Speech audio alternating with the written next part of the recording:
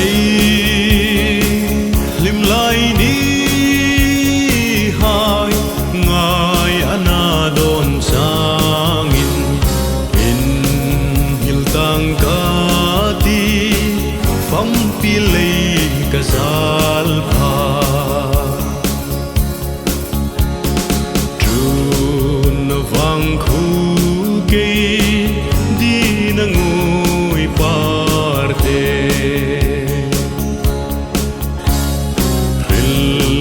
ka hay em lung lai mi her san an lom zat lang quy chu darang tong chang hil ka hay ding don ve ro ei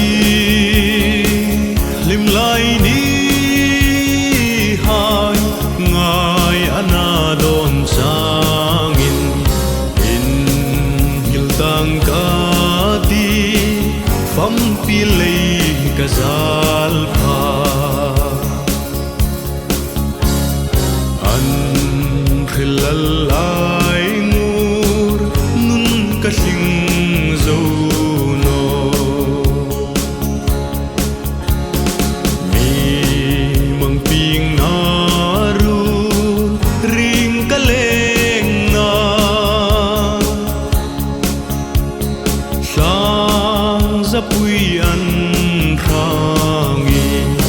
an phal no run ri beli moi no parte ei lim lai ni hai ngai ana don sangin in hil tang ka ti fam pi lei ka zal pha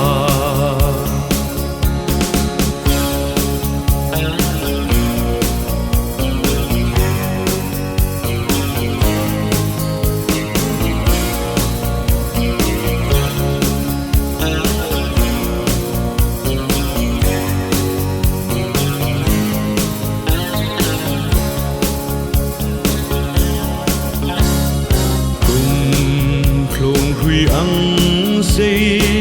ding ka don reng hin izun zol ai di tur ka zum no